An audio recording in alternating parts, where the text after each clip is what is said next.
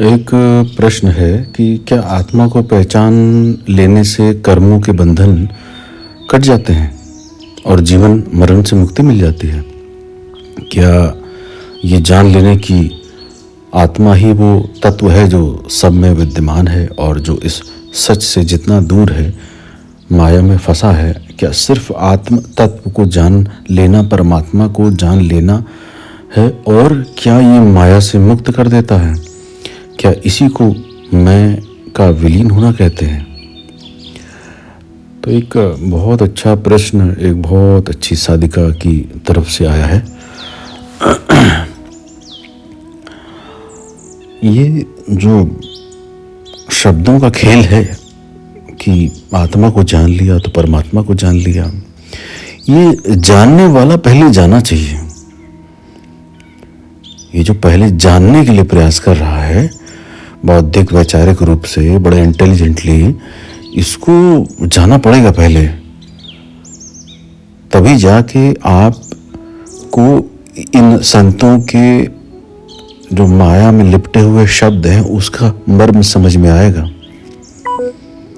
क्योंकि ये आत्मा तो शब्द दिया गया है आत्मा, और मूवीज ने और इंटरनेट ने और उसके पिक्चर्स ने ये सारे इमेजेस बना दिए हैं और आपको सिर्फ वही दिखेगा कि यह आत्मा है। कैसे भी शब्द प्रयुक्त कर लिए जाएं, किंतु आप उसको समझ थोड़ा ना सकते हैं कि आत्मा को इस प्रकार से देखा जा सकता है या आत्मा को जाना जा सकता है या आत्मा को जान लेने से मैं विलीन हो जाता है, परमात्मा जान लिया जाता है। होता इसका उल्टा है, बिल्कुल उल्टा है कि आपने परमात्मा को जानना है और जानना का अर्थ बौद्धिक नहीं हो सकता है कभी भी।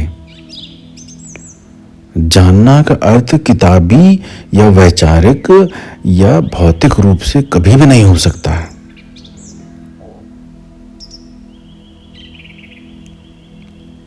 जिसको आत्मा बोला जा रहा है, और जब ये कहा जा रहा है कि सिर्फ परमात्मा है, तो जब परमात्मा है तो आत्मा की बात क्यों हो रही है? मैंने कहा कि जस्ट उल्टा है, एकदम विपरीत। विपरीत का अर्थ, आप अपने आप को जिंदा रहने देना चाहते हो आत्मा के रूप में कि अगर मैंने जान लिया तो मैं फिर विलीन हो जाएगा, लेकिन आत्मा तो समझ में आ जाएगी ना, तो फिर मैं विलीन हो जाऊंगा। तो आत्मा की तो जानकारी है मेरे को, तो आत्मा तो फिर बची रह जाएगी, तो आत्मा भी विलीन हो जाएगी। लेकिन मैंने ये बौद्धिक रूप से समझ लिया कि आत्मा है, तो आत्मा तो बची रहेगी। तो इसका एकदम विपरीत है। आत्मा इत्यादि कुछ भी नहीं है, ये सिर्फ समझाने की बात है। मनुष्य के जो तार्किक बुद्धि है, ये उसके समझाने की बात है सिर्फ, कि हमने आत्मा को जान लिया तो चलो अच्छा हो गया, कि चलो अब तो फिर ईश्वरी जान लिया, तो चलो हमने आत्मा ही जान लिया तो ईश्वरी जान लिया, और उसमें विलीन हो गया, तो मतलब आत्मा में विलीन हो गया, आत्मा की जानकारी हो गई। और हम क्या हैं? तमाम पुस्तकों और उसमें हम आत्मा हैं और परमात्मा का अंश है। तो ये जितनी सारी चीजें उठती हुई चली आती हैं, ये अपने आप को जिंदा रखने के लिए होती हैं। प्रश्न ये नहीं होना चाहिए। प्रश्न ये होना चाहिए कि मैं कैसे विलीन हो जाऊं, मेरा अहंकार कैसे समाप्त हो।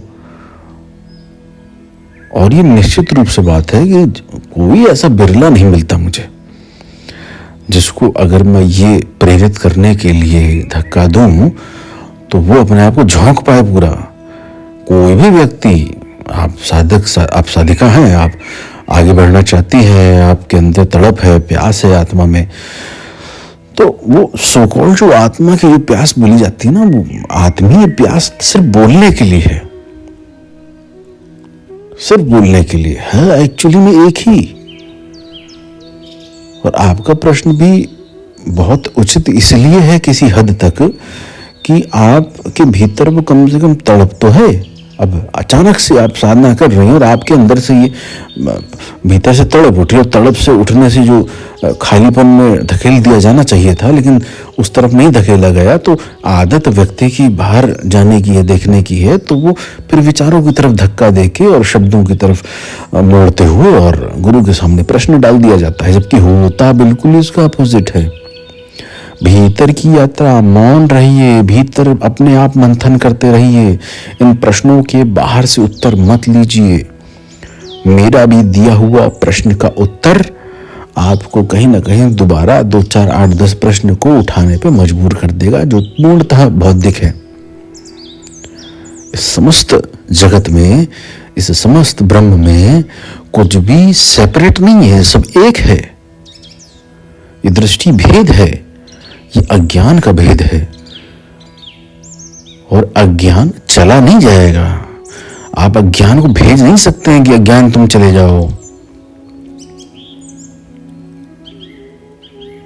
जैसे किसी प्रकार से एक मेरे शिष्य की मैं घटना बताता हूं, तो वो काफी वर्ष पहले मुझसे मिला और उसका ये था कि मुझे दीक्षा चाहिए गुरुदेव, लेकिन मैं विवाह नहीं करूंगा, मैं सदैव आपका होकर रहूंगा और मैं कभी संसारिक में दुनिया में नहीं फंसूंगा, तो मैं विवाह नहीं करूंगा। तो मेरा उसको एक उत्तर था, मैंने कहा देखो समय बताएगा, अभी तो तुम हो, तुम चाह रहे हो और तुम्हारे अंदर से चाह है कि मैं ईश्वर से मिल लूं और ईश्वर मिल जाए और सब कुछ सिर्फ ईश्वर है और आत्मा कुछ भी नहीं है, सिर्फ परमात्मा होता है।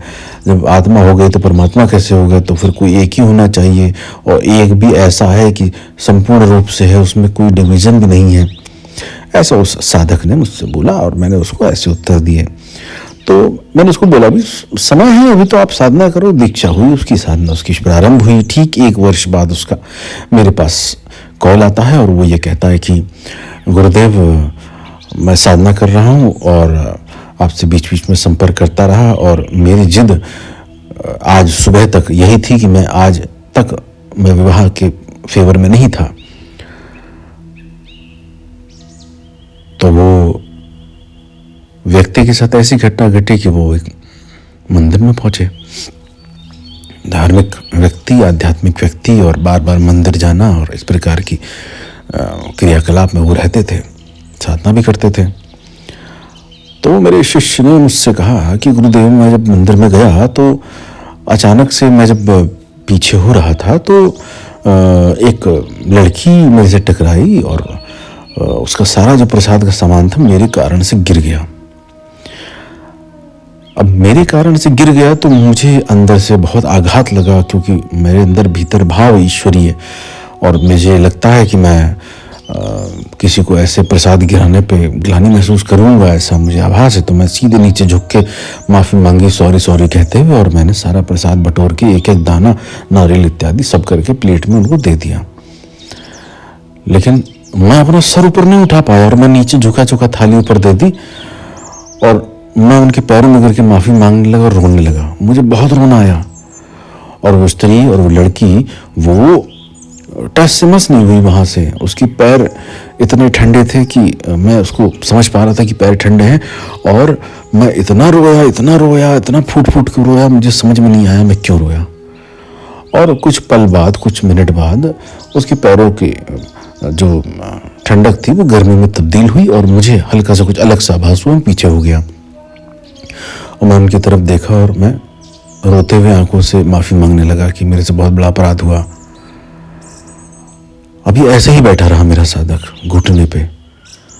वो स्त्री इसकी तरफ देखती हुई मुस्कुराती हुई अंदर चली गई और प्रसाद चढ़ाया। प्रसाद चढ़ के आई, उसके पास रुकी, इसको प्रसाद दिया कि लीजिए प्रसाद खाइए। ये प्रसाद भी नहीं ले पा रहा था, इतना अजीब सी मूड में चला गया था। उसके बाद उसने उठाया कि आइए आप बाहर आइए। इनको बाहर ले गए मंदिर के बाहर चेयर लगी थी, वहाँ वो बैठ गए। इनकी बाहर गाड़ी खड़ी थी, वहाँ से वो पानी लेके आई, इनको पानी दिया। तब जब पानी उन्होंने पिया थोड़ा सा ये सामान्य हुए। उसके बाद वो उस स्त्री या उस लड़की के साथ वो कम से कम 4 घंटा बैठ के बात करते रहे। 4 घंटा वो बात करते रहे और उसमें से उन्होंने ये भी नहीं पूछा कि आपका नाम क्या है, ना उन्होंने पूछा।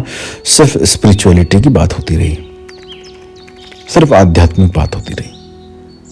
और ध्यान की, मेडिटेशन की, गुरुओं की, गुरुवाणी की, कबीरवाणी की, आपके जितने भी हमारे जो देवी देवता हैं उनकी, ये सारे मंदिरों के बारे में, ज्योतिर्लिंगों के बारे में, ये 4 घंटे पूरी ये बातचीत होती रही। उसके बाद उनके ड्राइवर का आया कि आप चलिए मैडम। अब वो चली गई। फिर ये जब चली गई, जब गाड़ी जाने लगी, तब इनको होश आया कि अरे मैं तो कुछ नंबर, तो उन्होंने गाड़ी की फ़ोटो खींच ली नंबर की। वहाँ से उन्होंने कैसे तैसे करके ओनर निकाला, एड्रेस इधर उधर कर के पहुँच के फिर इंस्टा में उन्होंने देखा तो मुझे बताया उन्होंने, गुरुजी इंस्टाग्राम मैंने देखा तो उसमें एक भी फ़ोटो या एक भी रील, कोई भी ऐसी फ़ोटो या कोई भी ऐसे शब्द या कोई भी ऐसी वाणी या कोई भी ऐसी रील बिना किसी में दुर्गा जी की वो चल रही है, किसी में हनुमान जी की, किसी भैरव जी की, किसी में शिव जी की, इस प्रकार की रील्स उनकी रहती थी। तो ऐसे करते करते उन्होंने मुझे सारी बात बताई। मैंने कहा बहुत अच्छी बात है। अब उन्होंने कहा गुरुजी मैं अब इन्हीं से विवाह करूंगा। तो अब एक व्यक्ति जो स्वयं निर्णय कर रहा था, जो स्वयं डिसाइड कर रहा था अपने जीवन के एक बहुत बड़े निर्णय का कि मैं विवाह नहीं करूंगा, और एक बहुत बड़ा निर्णय कि मैं ईश्वर का ही रहूंगा, आपका होकर रहूंगा, आपकी शरण में रहूंगा, मुझे सिर्फ साधना से मतलब है और दूसरी चीज से कोई मतलब नहीं है। उसके जीवन में एक विपरीत विचारधारा ने जन्म लिया कि नहीं मैं तो संसारिक रहूंगा। तो अब ये जो व्यक्ति, जो साधक, जो साधना में जुड़ा, जिसका पूरा बचपन से लेकर जवानी तक का पूरा जीवन एकदम वैरागी भावना से भरा हुआ कि मुझे वैराग्य ही चाहिए, मुझे ऊपर की गति करनी है, सोल एलिवेशन करना है, गुरु की शरण में रहना है, वो अचानक से एकदम विपरीत दिशा कैसे ले लेता है। अब कहने वाले और जो प्रपंच करने वाले हैं, जो फालतू की बकवादिता फैलाने वाले हैं, वो हर तरीके से जोड़ के देख सकते हैं कि मंदिर में जिस मंदिर था उसकी कृपा हो गई, वो देवी थी वो देवी कृपा हो गई, इत्यादि इत्यादि इत्यादि। लेकिन यहाँ पर सिर्फ एक बात समझाने का उद्देश्य है कि जब तक आप डिसाइड करने वाले होते हैं कि आपको जानना है, आपको मरना है, आपको विवाह नहीं करना है, आपको विवाह करना है, आपको सन्यासी बनना है, आपको उसमें लिप्त होना है, आपको उससे निर्लिप्त होना है, आपको उस परमात्मा को जानना है, वो परमात्मा को नहीं जाना जा सकता है, इसलिए आपको आत्मा को जानना है। सो कॉल्ड चैनल पे दर दर घूमते हैं ना, परमात्मा को नहीं जाना सकता है, तुम अपने आप को जान लो तो ईश्वर को जान लोगे। सबसे झूठी बात है। आप हो कौन? आप अपने आप को जानो कैसे? आप तो अपने मन के पुलिंदे से बंधे हुए मिट्टी के ढेर टाइप के हो, जिसका कुछ समय निर्धारित है, उस समय तक वो उन सारी वासनाओं से लिप्त रहेगा।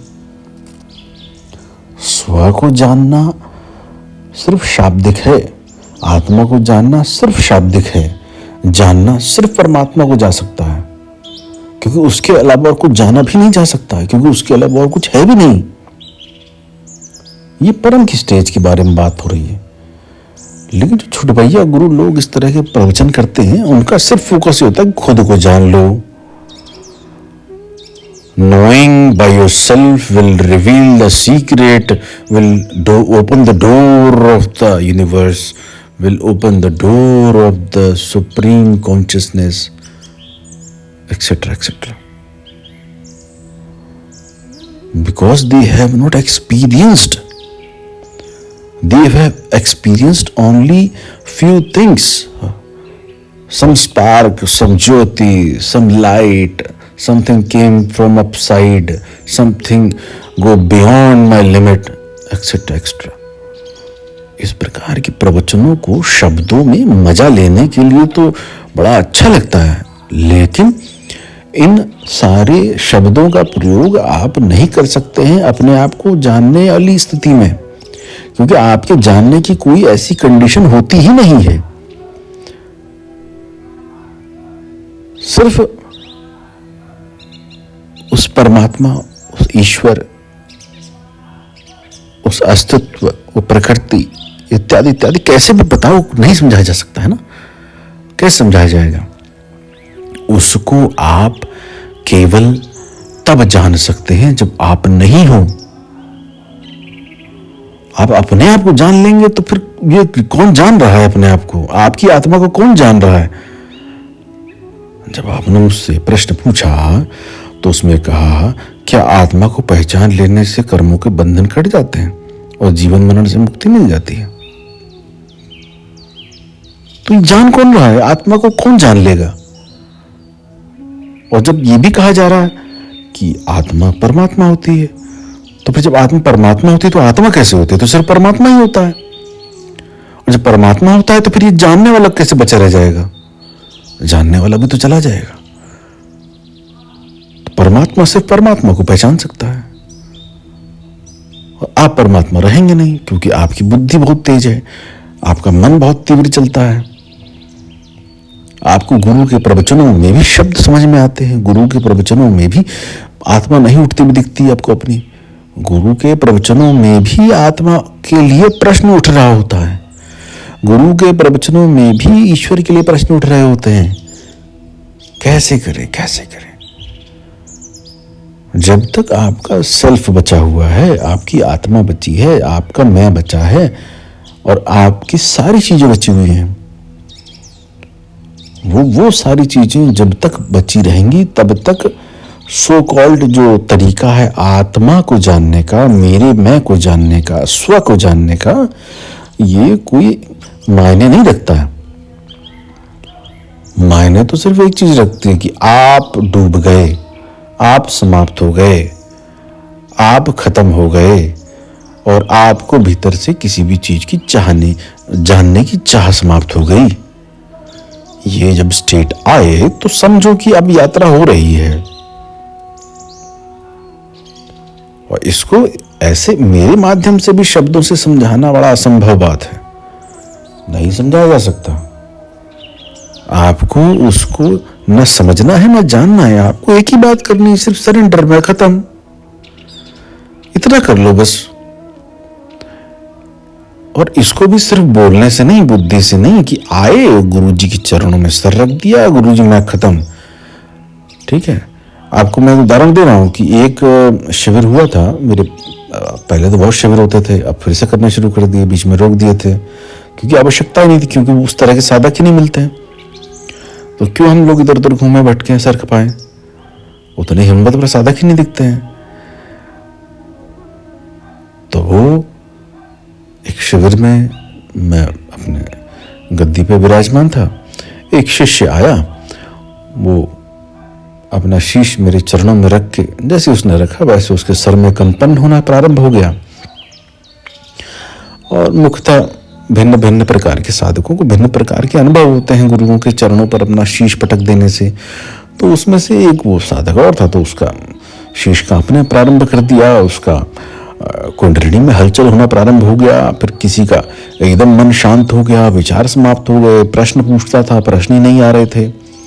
इस प्रकार से उसके भीतर ऐसी शिथिलता, ऐसी स्थिरता का उसको चेतना की लेवल पे या उस वातावरण के स्तर पे ऐसा आभासित होना प्रारंभ हो गया।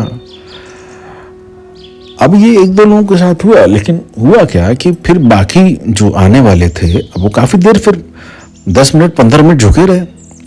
होता ही था कि पहले तो मैं झुकता था व्यक्ति, मैं नहीं उठाता था कि।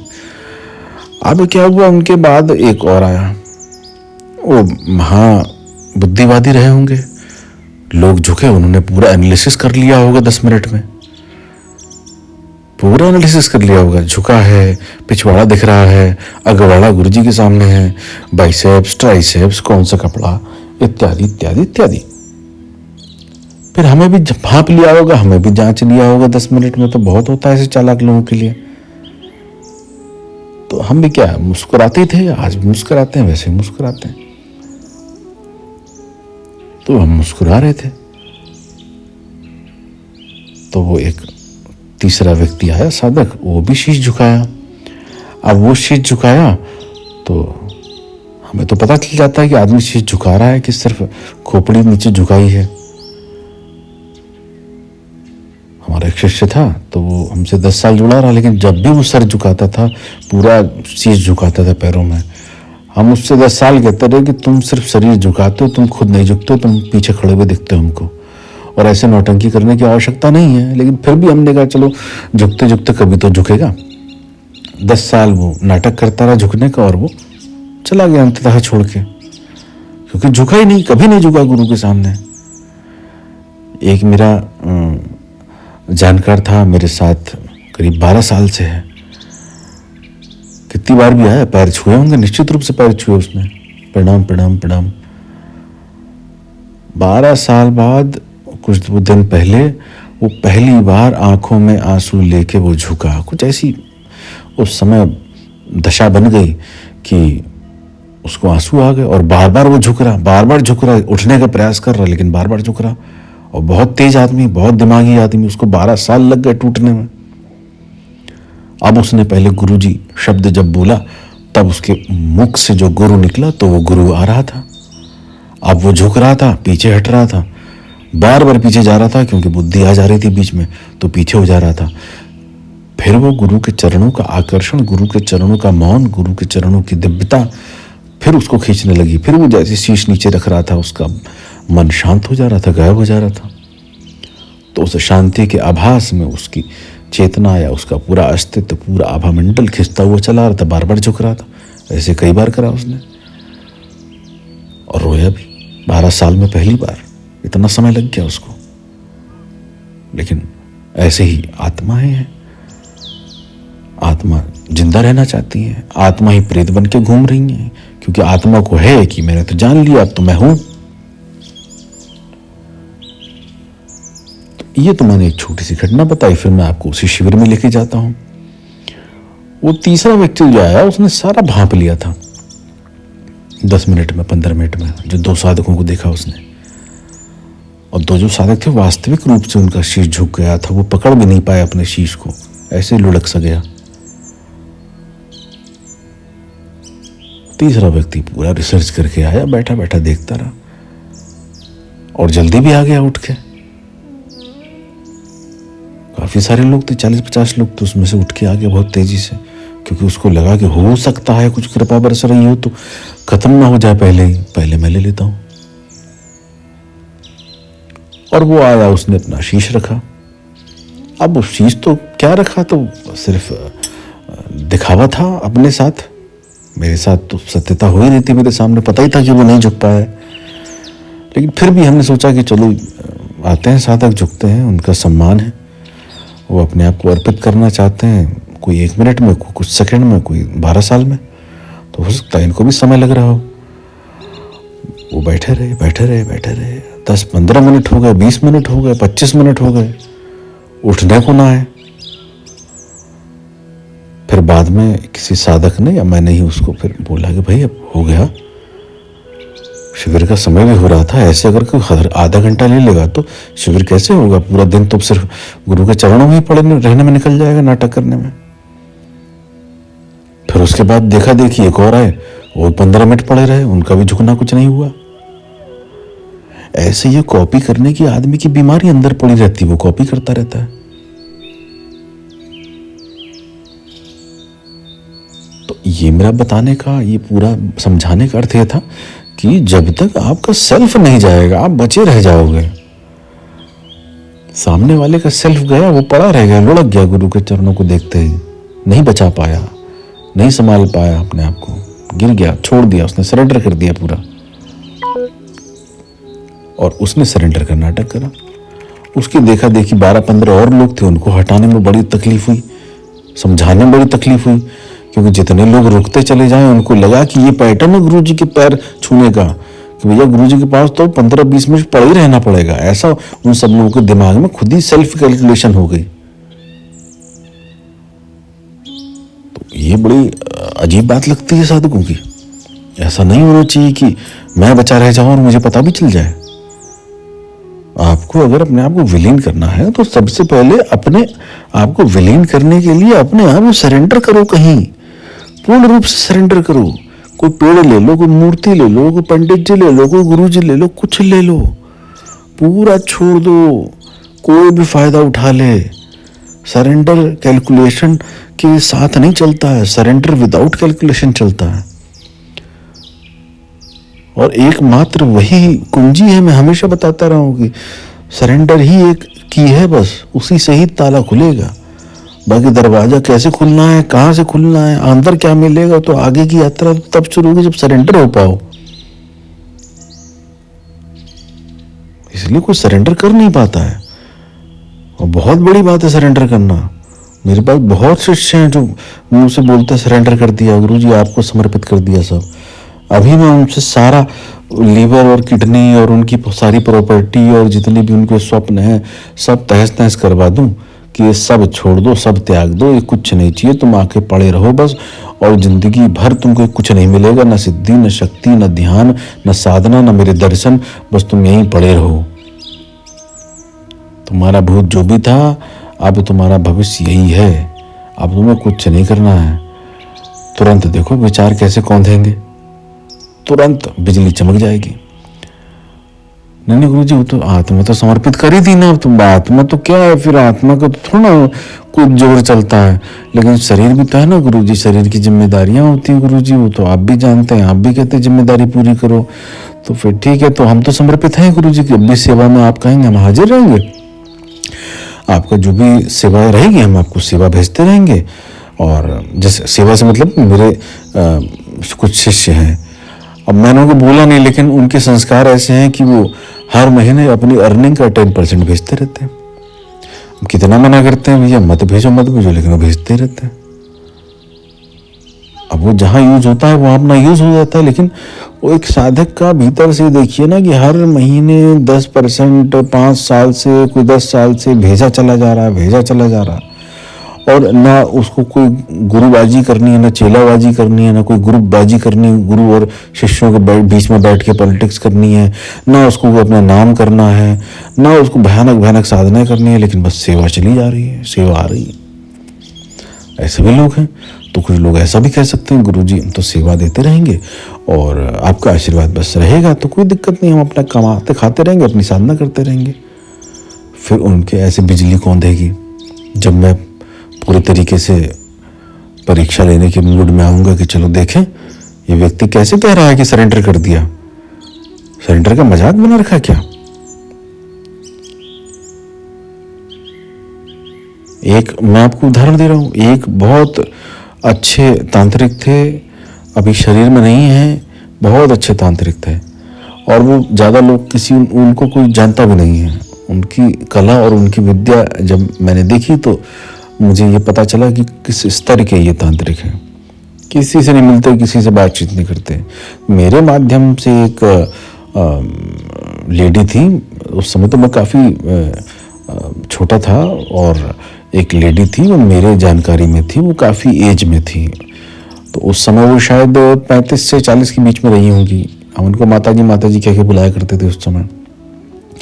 तो वो अपने घर पे अपना कैसे भी करके, जो भी उनके पुराने गुरुजी थे जो डेथ हो गई थी उनके, अपना करते रहे। उनके पुराने गुरुजी जो मिल भी नहीं पाई ज़्यादा, बहुत एक तो बारें मिली, तो अपना घर ही पे जो बताया उनको करते, लेकिन अंदर उनके चाह बची हुई थी। तो ये माताजी जो थी, इन्होंने हमसे कई बार बोला हुआ था कि कोई अच्छे हों तो बताइएगा, तो हमने उनके बारे में बताया था उनको। तो एक बार वो गई थी उस गांव में जहां मैं भटकते हुए एक बार पहुंचा था, तो उन्होंने मेरे से कहा कि बेटा तुम भी आ जाना। हमने कहा ठीक है हम आ जाएंगे। तो कहीं मैं एक जगह रुका हुआ था, कुछ शिष्य रुके हुए थे, तो मैं उन्हीं के साथ रुका हुआ था। तो कुछ साधक लोग थे, शिष्य लोग थे उनके गुरुजी के, रुके हुए थे वहाँ पे, दूसरी जगह थी, उनके स्थान से दूर था थोड़ा। ये अपना माता जी हैं, अपना होटल करा कहीं उन्होंने, अपना रुकी, तो फिर हमसे कहा कि चलो हमारे साथ। तो हम चल दिए इनके साथ। अंदर पहले आज्ञा लेनी पड़ती थी अंदर आने के लिए, तो अंदर आज्ञा ली, फिर हमने इनको भेज दिया कि आप बात कर लीजिए अपनी साधना की, जो भी है दीक्षा इत्यादि जो भी करना है। तो उनको बता दिया था कि ऐसे ऐसे आ रही हैं।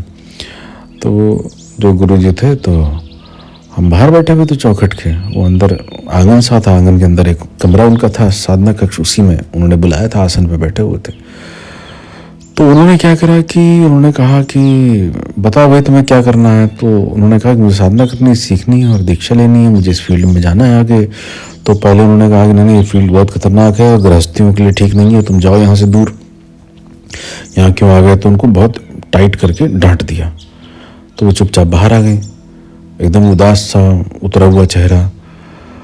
तो मैंने पूछा क्या हुआ, तो कहने लगी नहीं नहीं मुझे डांट के भगा दिया। मैंने कहा कि मैं आपको सरेंडर होना चाहती हूँ, आपकी शरण में आना चाहती हूँ। तो अरे मैंने कहा तो आपने हो सकता है कुछ गलत शब्द प्रयुक्त किए हों, तो अब मेरे साथ चलिए। तो फिर मैं ले गया अपने साथ। तो मैंने कहा गुरुजी ये थोड़ा सा आप देख लेते, बहुत दूर से आई हैं। तो कहने लगी झूठ बोल रही है। तो मैंने कहा गुरुजी क्यों झूठ बोल रही हैं, आप क्यों झूठ बोल रही हैं, मुझे समझ में नहीं आई बात। तो उन्होंने कहा ये कह रही है गुरुजी मैं आपको समर्पित हो चुकी हूँ, सरेंडर हो चुकी हूँ, लेकिन अभी मैं सरेंडर के लिए बोल दूंगा तो नहीं हो पाएगी, ये झूठ बोल रही है। मैं अभी इसकी करोड़ों की प्रॉपर्टी लिखवा दूंगा, नहीं कर पाएगी सरेंडर।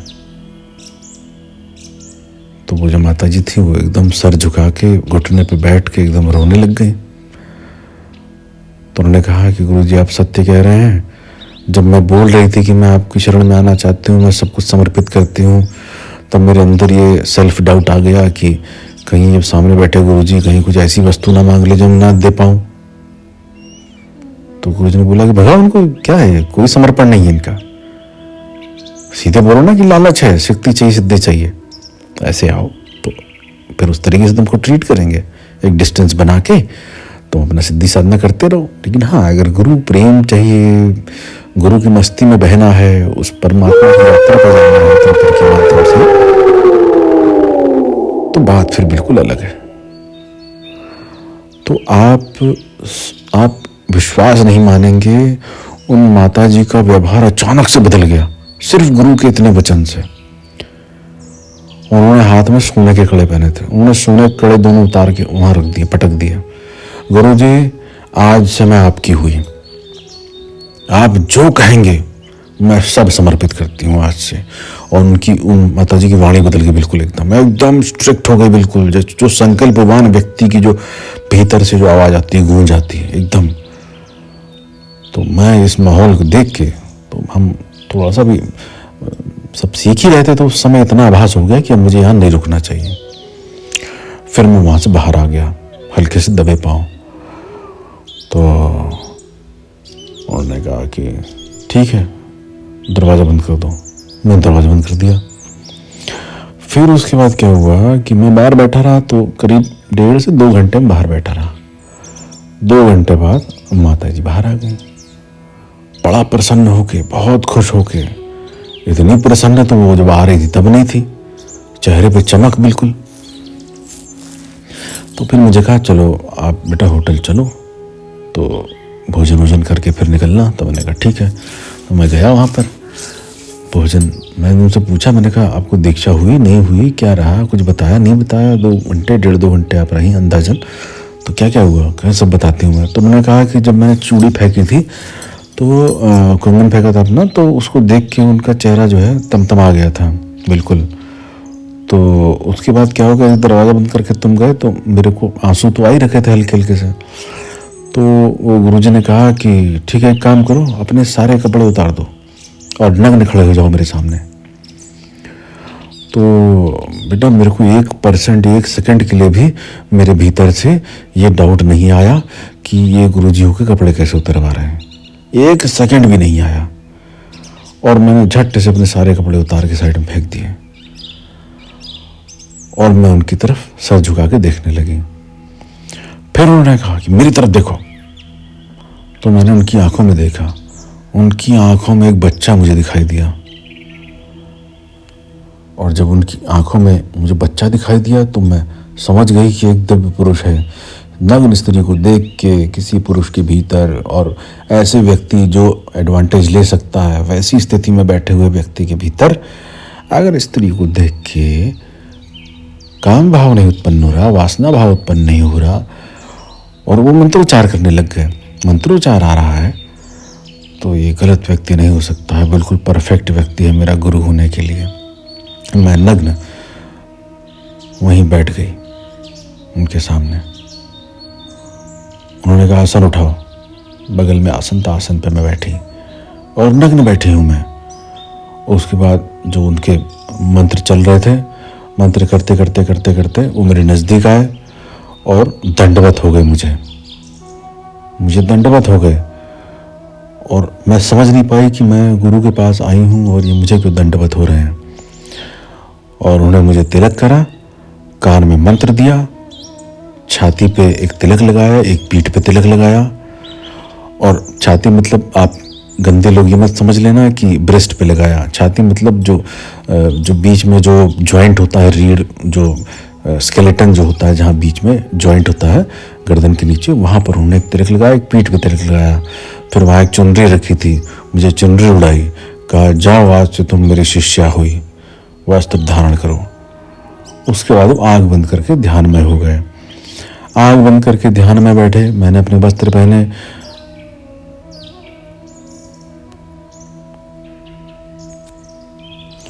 आँख बंद करके वो बैठे हुए थे,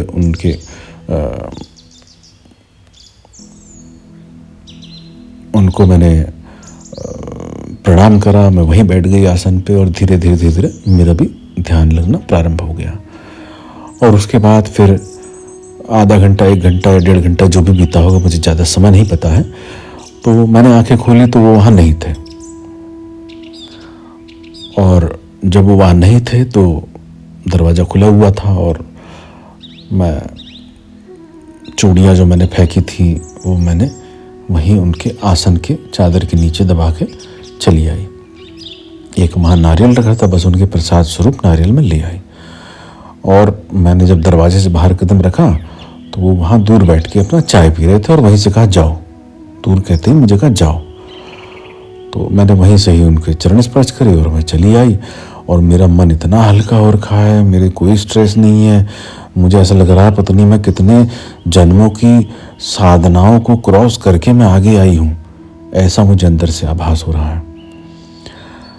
फिर उसके बाद उन्होंने अगले दिन उनको फिर बुलाया था, कुछ हवन ववन करा, उन्होंने फिर मंत्र दिया इत्यादि इत्यादि, कुछ लिख के दिया, कुछ पुस्तक दिया, ऐसे करके उनकी अपनी साधना प्रारंभ हो गई। तो जब कोई अपने आप को समर्पित करता है तो कोई बचाता थोड़ा ना है। समर्पित को मतलब पूरा समर्पित होता है। और वो आज का संसारिक मनुष्य जो संसारिक जीवन जी रहा है कैसे समर्पित करेगा। और मैं ये कहता हूं कि गुरु को भी समर्पित ना हो, मैं ये कहता हूं कि गुरु को भी समर्पित ना हो। कुछ भी एक चीज ले लो, पेड़ ले लो, अपना पति ले लो, अपनी पत्नी ले लो, बच्चा ले लो, उसको पूर्ण समर्पित हो जाओ। तुम्हारे साथ वो जो अत्याचार करे, तुम्हारा जो शोषण करे, क्योंकि बचाओगे तो तुम अपने विपरीत परिस्थिति में अपने आप को ना फेवरेबल परिस्थिति में कहाँ, तुम्हारे लिए तो मजा है। जितनी विपरीत परिस्थितियां हो, उतनी विपरीत परिस्थितियों में, जितनी विपरीत परिस्थितियां हो, कठिन से कठिन परिस्थिति हो, उसमें अपने आप को त्यागते चले जाओ, छोड़ते चले जाओ। एकदम एक्सट्रीम जब चला जाएगा, एक उदाहरण ये देना था तुमको इसलिए कि एक्सट्रीम देख लो ना, स्त्री के लिए उसकी मान मर्यादा सम्मान इत्यादि कितना इम्पोर्टेंट होता है। और उसके बाद वो बहुत अच्छी साधिका बनी, वो बहुत अनेकों तरीके से वो अपने आप से ही चीज़ों को हर चीज़ में ऐसे बताना नहीं चाहता हूँ किसी के बारे में ऐसे, क्योंकि सब लोग कॉपी करना प्रारंभ करते हैं। फिर बहुत आगे तक उनकी यात्रा हुई।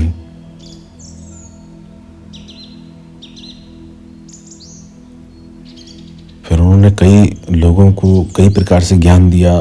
उनके पास लोग जाना चाहते थे तो मुझसे पूछते थे कि भाई कोई अगर स्त्री है या कोई लेडी है ऐसे तो उनके पास जाओ। और जब उन्होंने अपना शरीर त्यागा है तो मैं जब उस समय उपलब्ध हुआ तो डेड बॉडी मुस्कुरा रही थी उनकी, मुस्कुराती हुई बॉडी। सोचिए, चेहरे की स्माइल समझ में आ रही थी कि चेहरा व्यक्ति शरीर छोड़ते समय मुस्कुरा रहा है, ऐसी अवस्था। तो बहुत अच्छे लेवल पर उनको प्राप्त किया। तो ये सांसारिक मनुष्य सरेंडर नहीं कर पाता। सांसारिक मनुष्य गुरु को तो सरेंडर कर ही नहीं पाता, पहली बात तो, ठीक है। जो फॉर्मेलिटी वश गुरु हैं उनको तो फॉर्मेलिटी थोड़ी सी करनी होती है, उतना समर्पण तो हर कोई कर ही देता है फॉर्मेलिटी वश कि चलो गुरु जी को 5-10 लाख रुपए दे दिया, 50 लाख रुपए दे दिया, 1 करोड़ दे दिया, गुरु जी के थोड़े पैर में जाके रो दिए।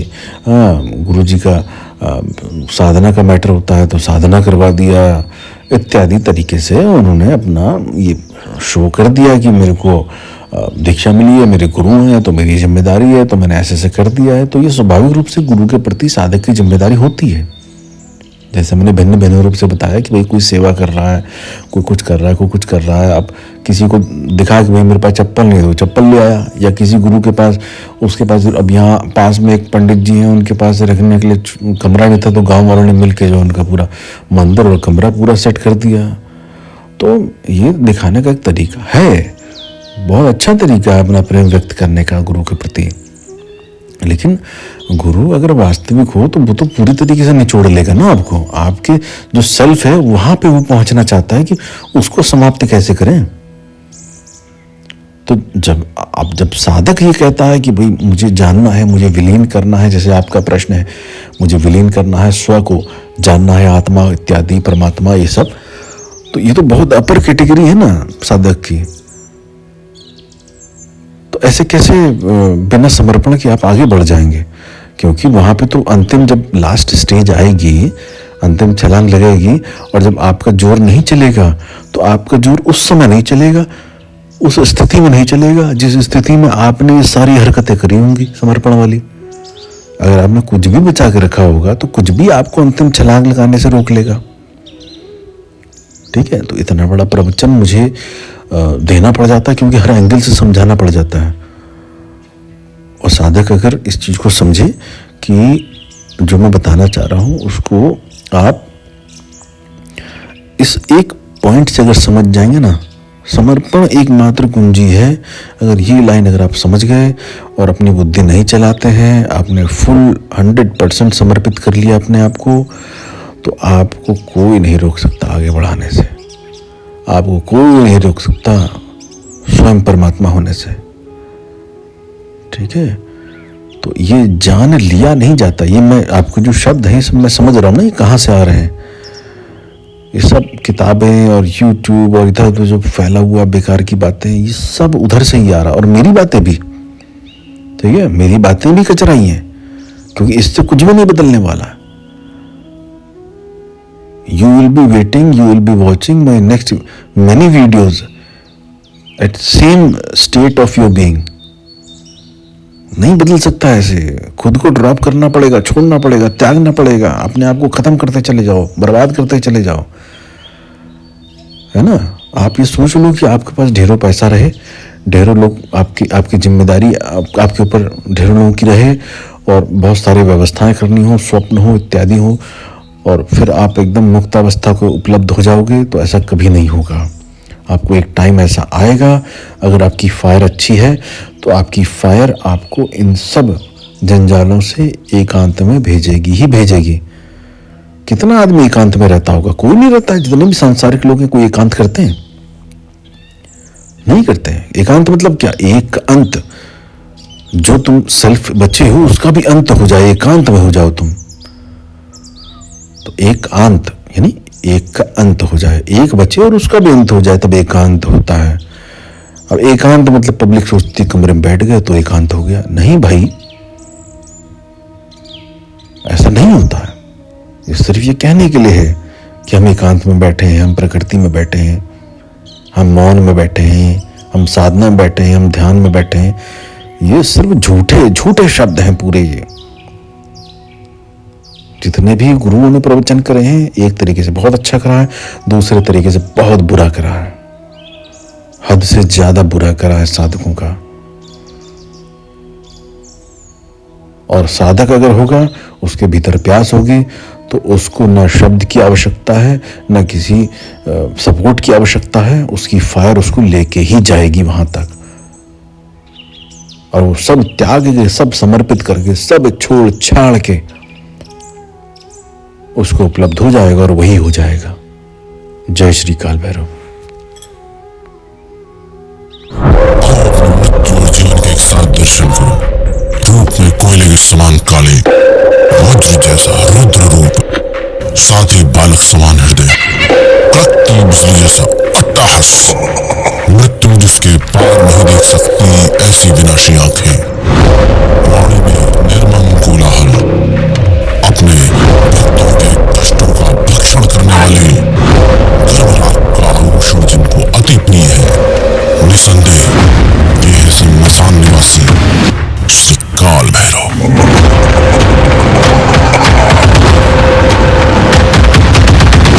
सबके रोंगटे खड़े हो गए उसको देखते ही। उसका एक प्रयोग है मंत्र के साथ, वो जब मैं साधकों को देता हूं तो उस मंत्र के साथ प्रयोग बताता हूं कि आप उस दंड को पकड़ के, श्री भैरव दंड है, उस दंड को पकड़ के